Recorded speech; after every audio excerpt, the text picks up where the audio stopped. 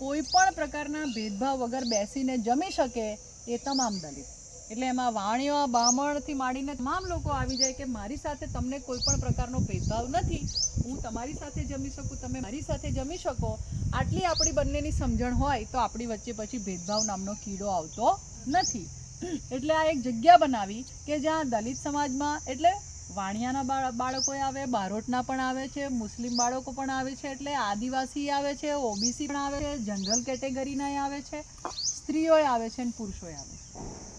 અને બધા લોકો ઓછું ભણેલા છે, વધારે ભણેલા છે, છતાંય અહીંયા એ તમામને કે મારે મશીન શીખવું છે, સીવણ ક્લાસ કરવો છે, તો એ સીવણ શીખવું છે. ભલે મા બાપ મજૂરી કરે છે પણ છોકરો વાયરમેનનું આખા ગામના વાયરિંગનું કામ આ ભાઈને મળે.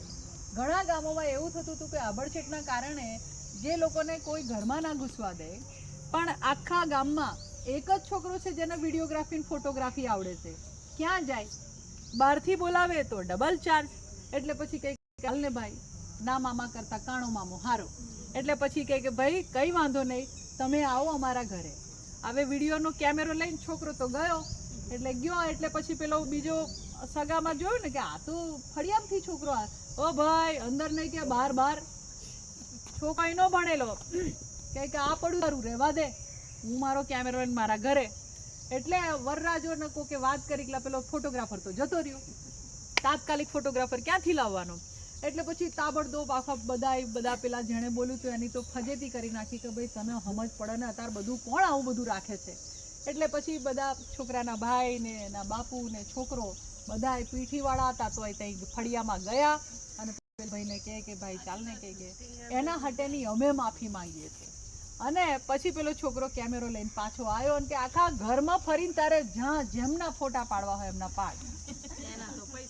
બરાબર. એટલે આપણે કહેવાનો મતલબ છે કે આપણે વ્યવસાય એવા બદલી નાખ્યા કે ભાઈ ખેડૂતનો દીકરો ખેડૂત જ બને કે વાલ્મીકીનો દીકરો છે તો એ વાળું જ માંગે એવું નહીં. એને સપનું શું છે? ભલે મારા મા બાપ મજૂરી કરતા પણ મારે કેમેરો ચલાવવો છે તો એ કેમેરો ચલાવશે. ભલે મારા મા બાપને આખી જિંદગી આખા ગામના રસ્તા સાફ કર્યા પણ મારા છોકરાને ફર્નિચરનું કામ કરવું છે તો આખા ગામના ખુરશીઓ ત્યાં આગળ રિપેર કરાવવા આવશે ને બનાવડાવવા પણ આવશે. એટલે આપણે બધાને એ શીખવાડ્યું કે વ્યવસાય એમના બદલી નાખો.